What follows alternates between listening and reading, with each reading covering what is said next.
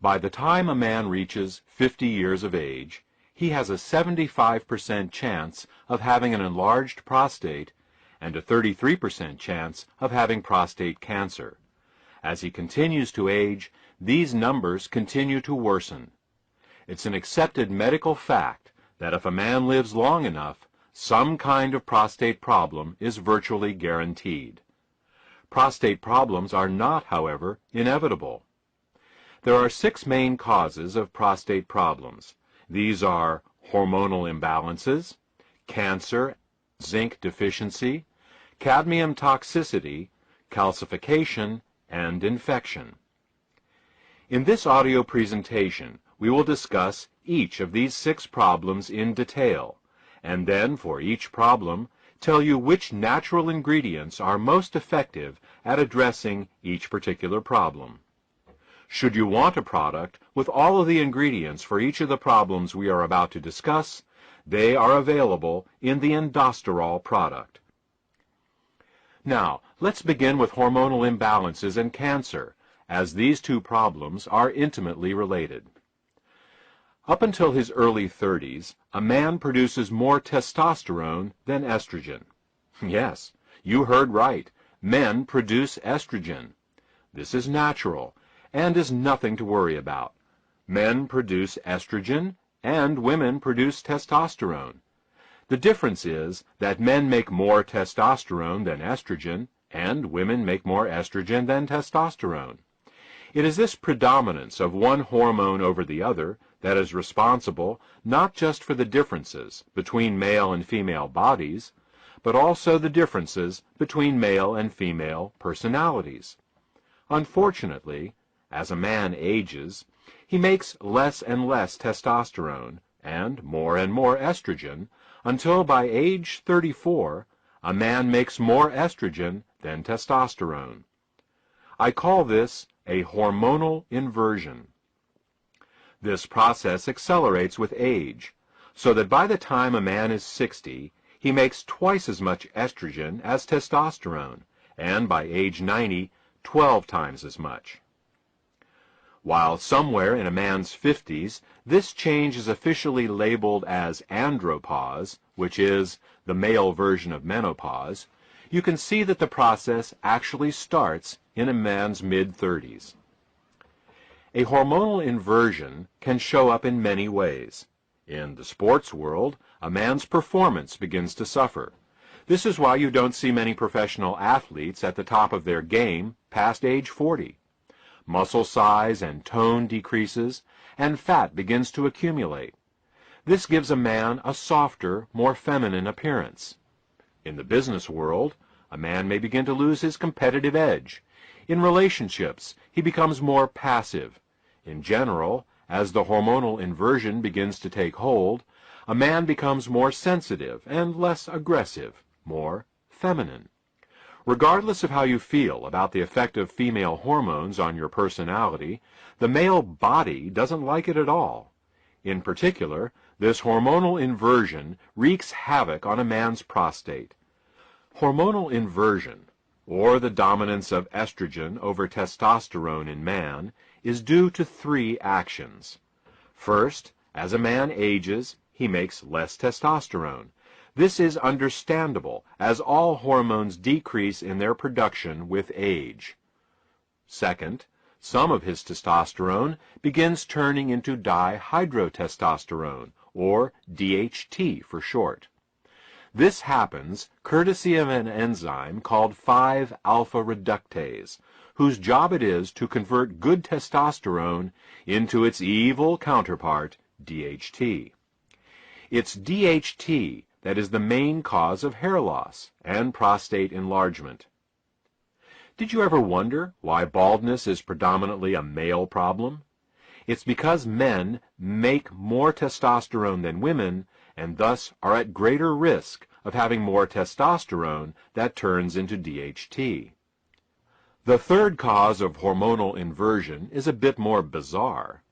It turns out that there is an enzyme in a man's body called aromatase, whose function it is to convert testosterone into estrogen, and not just any kind of estrogen, because there are actually 3 different types of estrogen. This aromatase enzyme turns testosterone into the most powerful of the 3 forms of estrogen, namely estradiol. Thus, as a man ages, he not only makes less testosterone, but what little testosterone he makes, his body then turns into DHT and the estrogen estradiol. Now, we already know the DHT causes hair loss and balding. What does estradiol estrogen cause? Aside from feminization of the body and personality, estradiol causes cancer, and most specifically, prostate cancer. So, just what are the odds of this happening to any given man? As we said in the introduction, in terms of prostate enlargement, by age 50, 75% of all men have an enlarged prostate, and by age 50, 33% have prostate cancer. Prostate cancer is the most common non-skin cancer in the United States, and the second leading cause of death from cancer among U.S. men, after lung cancer. As a man gets older, these numbers get much worse, and if a man lives long enough, prostate enlargement and cancer are virtually guaranteed. Medical treatments for an enlarged prostate and prostate cancer often leave men in diapers, unable ever to have sex again. So what do we as men need to do? We need to increase testosterone production, block the enzymes 5-alpha reductase and aromatase, and find some way of dealing with a prostate that has already become cancerous and enlarged. Alternative medicine has identified many natural ingredients that can help us do this, but the best of all of them are beta-sitosterol and ellagic acid.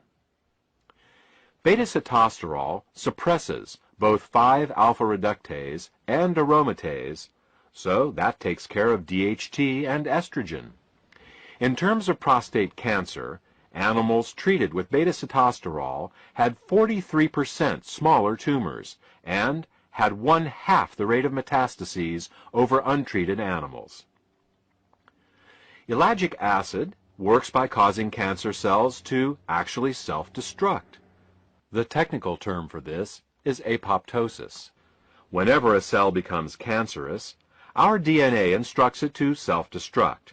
This is one of the most powerful safeguards we have in preventing cancer. Unfortunately, some cancer cells manage to block this signal. These are the cells that go on to grow and form tumors. What ellagic acid does is to reinstate the self-destruct signal in these cancer cells. Ellagic acid does this for all cancers, but studies show that it is particularly effective at this for prostate and breast cancers. So, what should we do? Go out and buy some beta-sitosterol and... Well, first, you need a concentrated source of beta-sitosterol, and even the saw palmetto berry, the plant recognized as one of the best sources of beta-sitosterol, contains only 333 parts per million of beta-sitosterol. To get 1 gram of beta-sitosterol from saw palmetto, you would need to have over 6.5 pounds of saw palmetto berries. Furthermore, beta-sitosterol is very poorly absorbed orally. Less than 5% of what you take by mouth makes its way into the bloodstream, and then even less gets to the prostate itself. Thus, to absorb 1 gram of beta-sitosterol a day from saw palmetto berries, you would actually need to eat over 132 pounds of the berries a day. Ellagic acid is found in raspberries and pomegranates, but again, we have the same problem with absorption and concentration. Unless you have the digestive capacity of a 500-pound mountain gorilla, and you spent all day stuffing yourself with saw palmetto berries and raspberries, you would need to get a more concentrated source of beta-sitosterol and ellagic acid. So, the first 2 ingredients we chose to put in endosterol were concentrated forms of beta-sitosterol and ellagic acid. Okay, that takes care of the first 2 problems, hormonal inversions, and cancer. Let's move on to problem number 3. The third cause of prostate problems is zinc deficiency.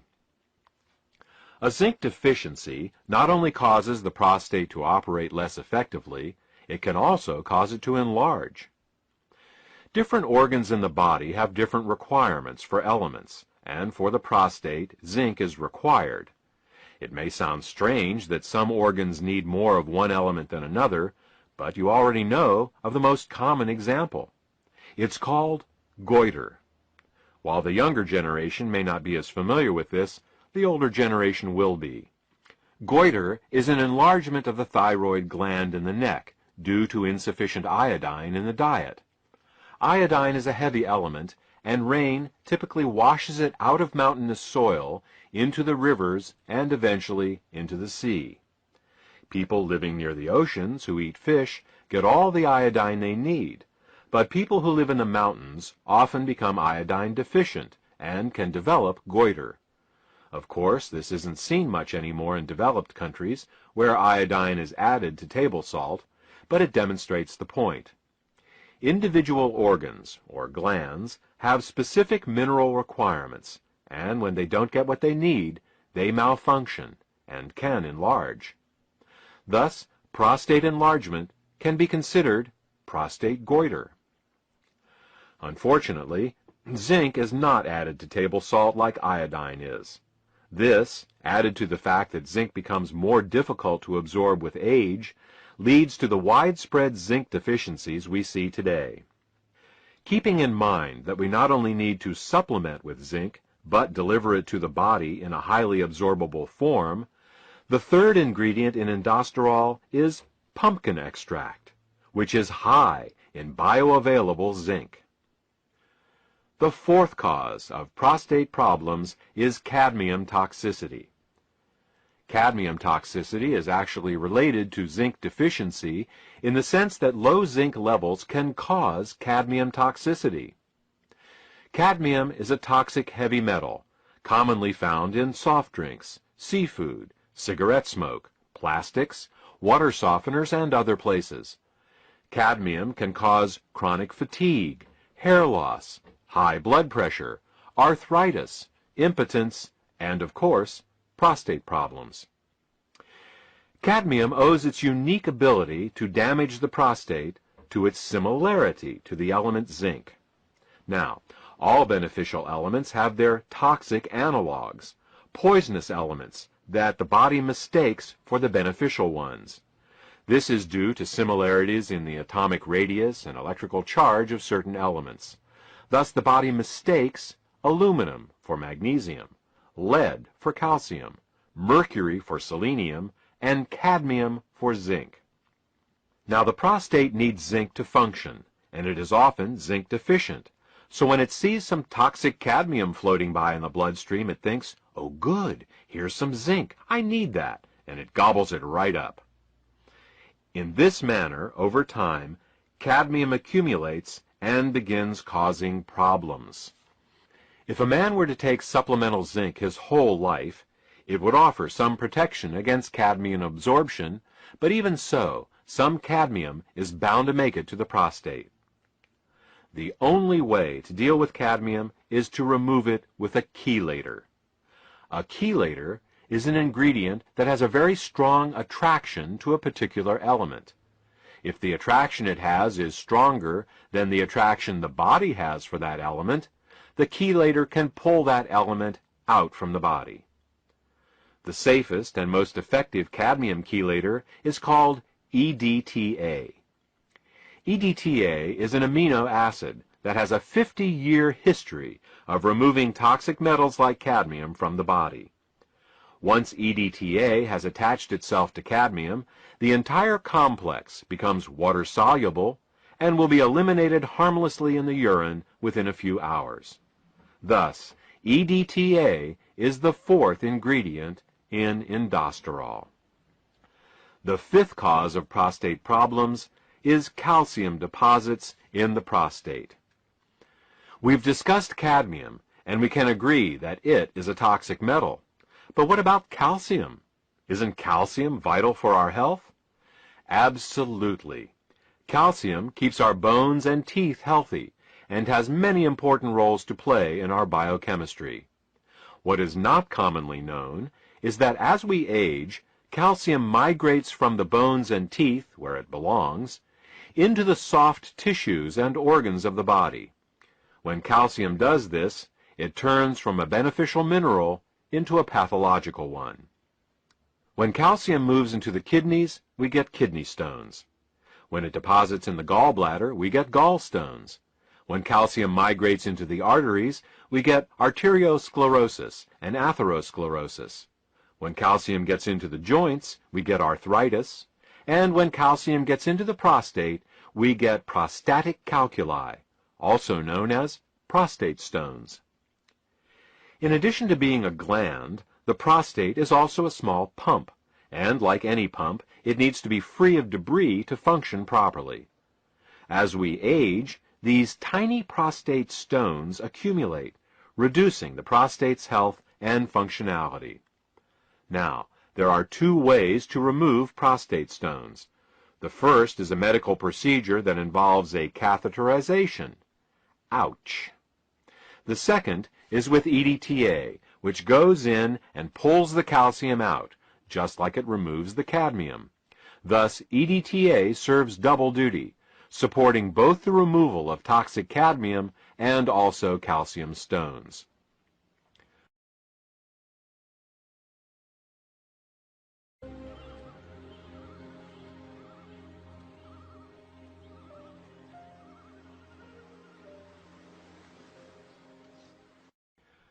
The last cause of prostate problems we will address is that of infection. In addition to cancer, the prostate is susceptible to bacterial, viral, fungal, and parasitic infections. You will recall that ellagic acid is the ingredient used in indosterol to decrease cancer risk, but it does much more than that. Ellagic acid is truly a remarkable ingredient. Ellagic acid is antibacterial, antifungal, antiviral, and antiparasitic as well. Ellagic acid is such a remarkable ingredient that it is well worth learning a bit more about it. Ellagic acid inhibits all bacteria by inhibiting the enzyme gyrase.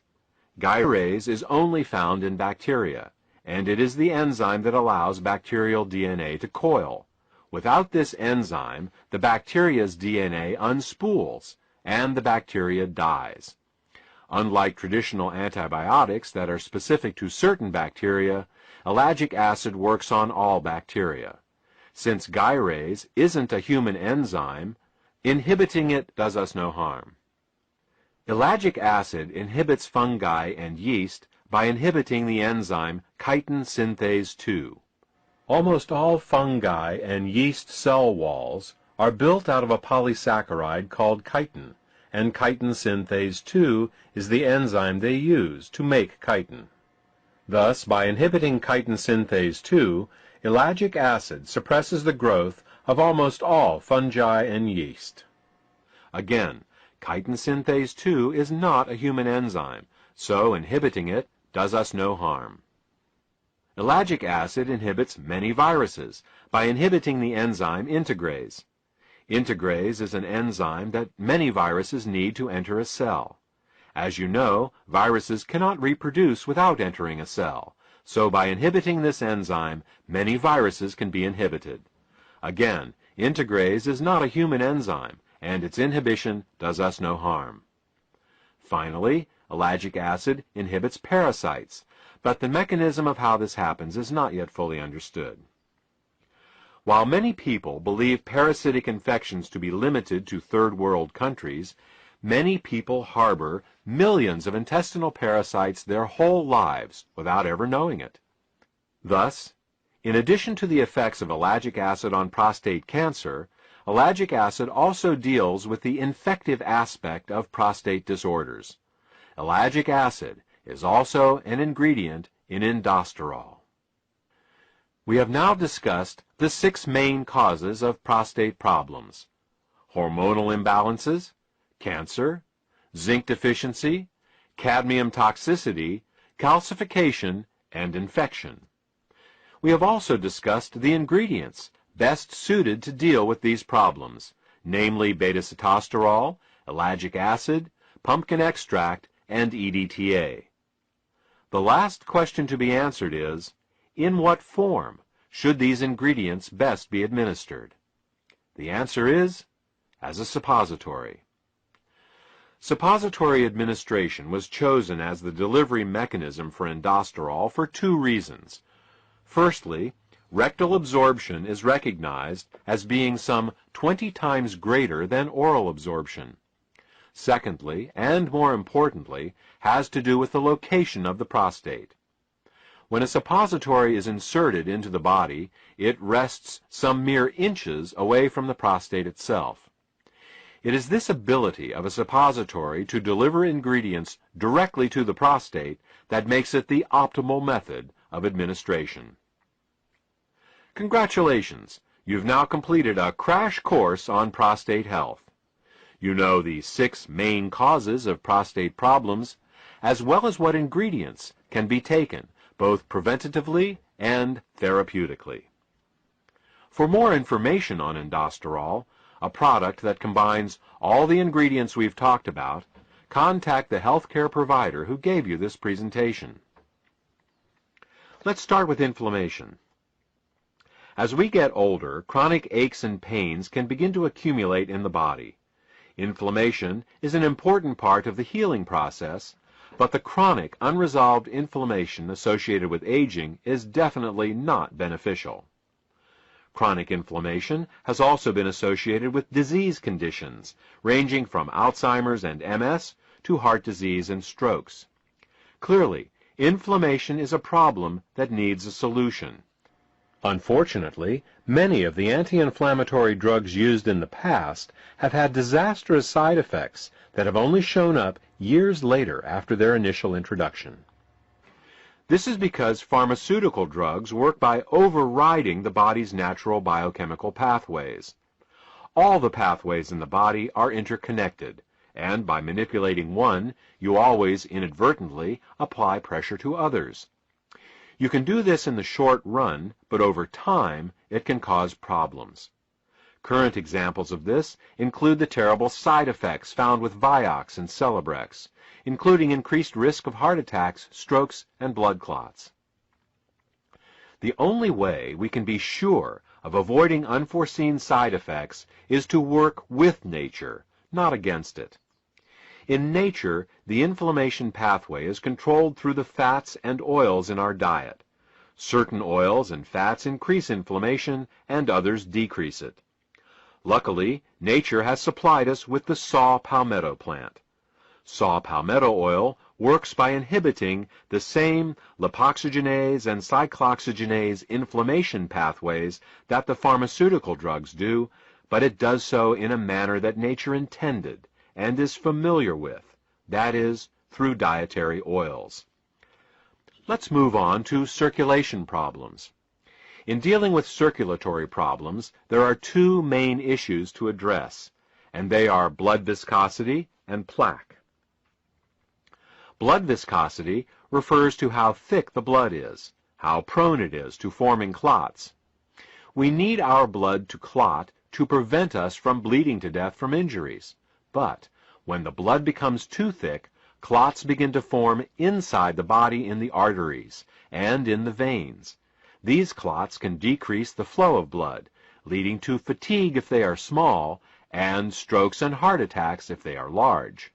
Fortunately, saw palmetto in general, and beta-sitosterol in particular, both inhibit platelet aggregation, which is what causes the blood to clot.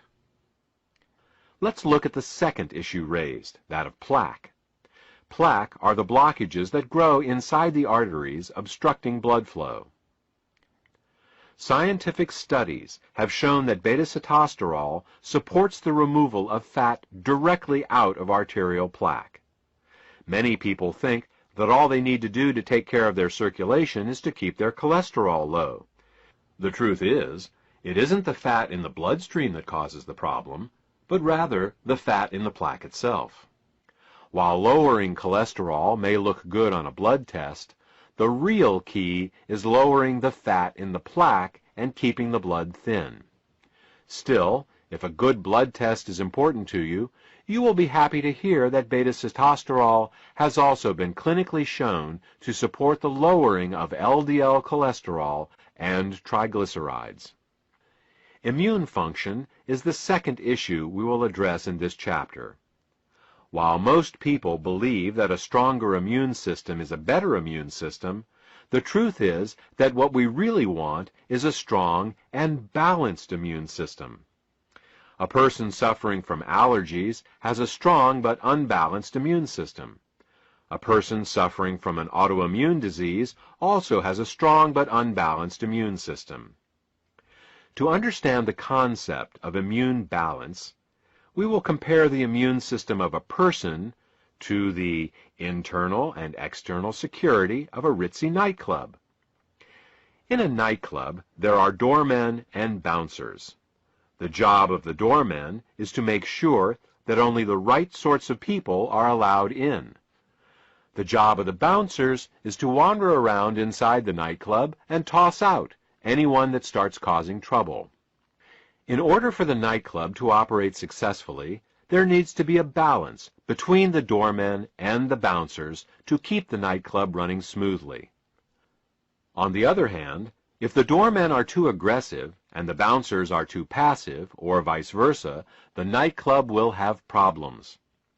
Let's look at the first scenario: overly aggressive doormen and passive bouncers. With overly aggressive doormen, perfectly good clients will be denied entry to the club. With passive bouncers, anyone who does get in and then causes a problem won't be removed. This type of immune imbalance is paralleled by a person with continual allergies and colds. The overly aggressive doormen reacting to clients that aren't a problem is analogous to a person allergic to things like cat hair or ragweed, things that pose no real threat to their health. The passive bouncers, letting clients get drunk and cause problems inside the nightclub, are analogous to a weak immune system, low on natural killer cells, unable to get rid of infections and cancer cells. Now, let's look at the second scenario: passive doormen and overly aggressive bouncers. With passive doormen, anyone can get into the club. With overly aggressive bouncers, peaceful and valuable clients are tossed out, and the fights between the bouncers and normal folk just there to have a nice time are always breaking out. This type of immune imbalance is paralleled by a person with an autoimmune problem. The overly aggressive bouncers fighting with peaceful patrons that aren't doing anything wrong is analogous to a person whose immune system is attacking their own body's tissues, such as rheumatoid arthritis, lupus, or MS. You can see now that before we attempt to strengthen an immune system, we should first balance it. Sometimes strengthening an immune system only makes matters worse by increasing allergic and autoimmune responses. Fortunately, beta-sitosterol has the unique ability of being able to balance the immune system, the doormen and the bouncers, so to speak. For those of you who are more scientifically minded, beta-sitosterol has an adaptogenic effect on Th1 and Th2 ratios. It is this ability of beta-sitosterol to balance the immune system that gives it the seemingly magical ability to support such a wide range of immune disorders. The last issue we will address is that of female health. Based on everything we have discussed in the first part of this presentation regarding the prostate, it may come as a surprise to learn that the ingredients in indosterol are also beneficial for supporting female health. In fact, saw palmetto has a long history of use for both men and women. It has been used as a reproductive tonic for women, increasing libido, fertility, and increasing milk flow in nursing mothers. It has also been prescribed to relieve painful periods, to regulate the menstrual cycle, and for pelvic inflammatory conditions, including salpingitis and ovarian pain. It has even been used to increase the weight of the uterus in postmenopausal women.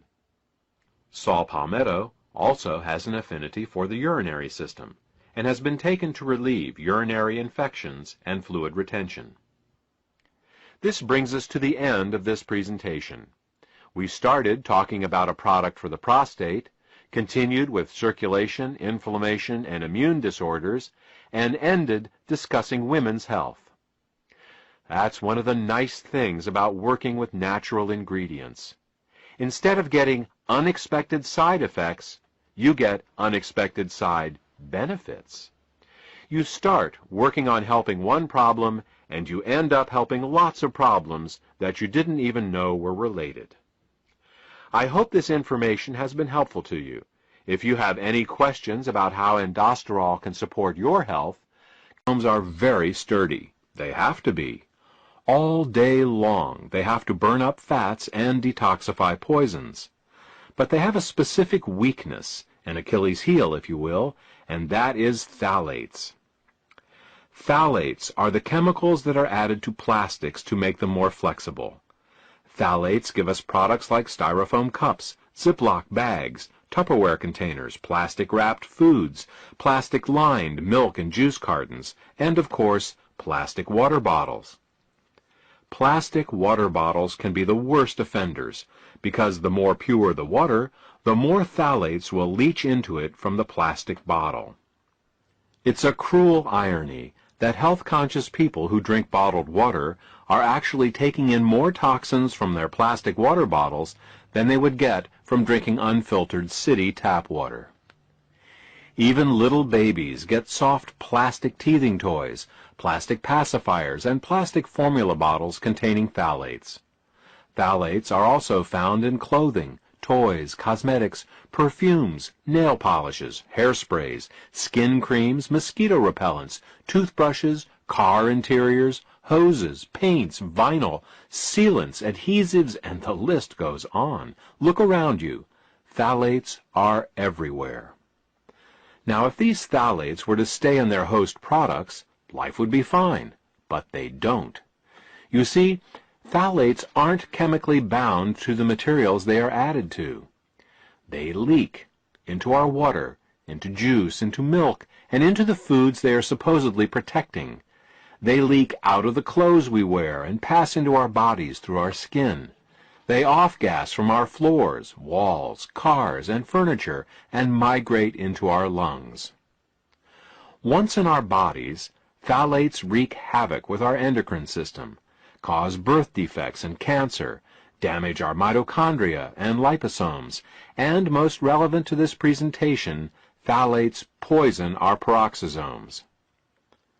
The first signs of phthalate toxicity showed up in the Korean and Vietnam Wars, where injured soldiers would occasionally go into shock and die within minutes of being given blood from plastic IV bottles. Before that time, blood was stored in glass bottles, but in 1948, with the invention of plastic blood storage bags, the military abandoned the storage of blood in glass bottles since they were too easily broken in a wartime environment. Unfortunately, the phthalates leaked from the plastic bags into the stored blood and then were poured directly into those poor soldiers' bodies. Many good men died, not from their wounds, but from phthalate toxicity. Medical researchers, who noticed that a greater number of men died of shock in these modern wars, attributed that fact to the hotter climates, but phthalates were the more likely culprit. Now, peroxisomes can take a lot of damage. In fact, they are specifically built to be able to break down toxic chemicals, but they can't handle phthalates. And these are the very toxins to which we are most frequently exposed. In fact, phthalates are the #1 toxin in the body. An amazing 3 milligrams of them may be absorbed in a single day. Put another way, you will eat, drink, or inhale over 18 teaspoons of phthalates in your lifetime. Many health-conscious people now eat organic foods to minimize their pesticide exposure, which of course is an excellent idea. But what they are unaware of is that phthalates are even more toxic than many pesticides, and that in an average day we absorb many more phthalates than we do pesticides. So, to keep the peroxisomes healthy, the first thing you have to do is to get the plastic out.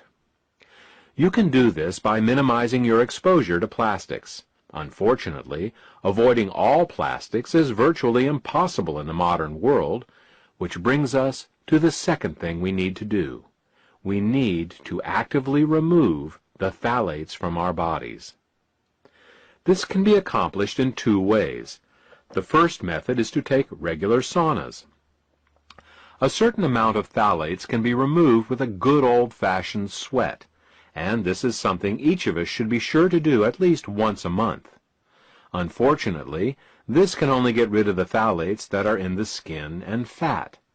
To get the phthalates out of the deeper internal organs, we need to employ another technique. To get the deep-seated phthalates out of the body, we need to use our innate glutathione detoxification system. Glutathione is the body's main detoxifier, and, fortunately, it can remove phthalates. Outside of detoxifying poisons, the main function of the peroxisomes is to burn fat. So, when our cells sense that fat and oil consumption has increased, they produce more peroxisomes to help metabolize them. Likewise, if they sense that less fats and oils are being consumed, they decrease in number. One of the main ways that our cells determine how much fat and oil we are consuming is to monitor the level of sitosterols in our body. Since sitosterols are always found in fats and oils, this gives the cells a way to determine the amount being consumed, and then to increase or decrease peroxisome production accordingly. This peroxisome regulation system worked flawlessly, right up until the time fats and oils began being mass-produced in the last century. You see, fat and oil production companies don't like sitosterols. Sitosterols gum up their multi-million-dollar processing equipment. They make their products cloudy and give them a taste and odor some people find objectionable. They also cause their products to have a shorter shelf life. So what did these companies do? You guessed it. They filtered out all the sitosterols from their products. So what happens when you eat these unnatural sitosterol-free foods? The cells are misled into thinking that the fat and oil consumption is much lower than it actually is. Over time, this causes a decrease in the number of peroxisomes. Since peroxisomes burn fat in the cells, less peroxisomes mean less fat-burning capability. This can cause fat to be put in storage around the body, and not just in the thighs and around the waist. In fact, fat can accumulate virtually anywhere in the body. When fat accumulates in the arteries, it is called atherosclerosis. Fat accumulation under the skin is called cellulite. Fat can and does accumulate in every organ, including the heart, brain, lungs, nerves, liver, bone marrow, and the spleen, to name but a few. So, what can we do? First, stop eating refined fats and oils. In this manner, your cells won't be blindsided by fats and oils they can't sense. Second, consider increasing your intake of sitosterols. This way, you can stimulate the production of more peroxisomes and start the process of burning all that accumulated fat out of your body. According to the Centers for Disease Control, 57% of Americans are overweight, and nearly 1/4 of our population is clinically obese. Detoxification, diet, exercise, and peroxisomes. A complete weight loss program must take all 4 of these subjects into consideration. So, let's recap. Every cell has peroxisomes in them, whose job it is to burn fat and detoxify poisons. Peroxisomes are under continual attack by the most common of all poisons in the human environment, phthalates. Peroxisomes are also artificially decreased in number due to cetosterols being processed out of our foods. The decreased number of peroxisomes in our cells can lead to fat deposition in all the organs of our bodies, as well as an accumulation of many chemical toxins that the peroxisomes would otherwise neutralize. The solution is fourfold. 1. To avoid phthalates whenever possible. 2. To break into a good sweat at least once a month to sweat out some of the phthalates. 3. To support our glutathione detoxification systems so we can detoxify those phthalates we can't sweat out. And 4. To increase our cetosterol intake so as to stimulate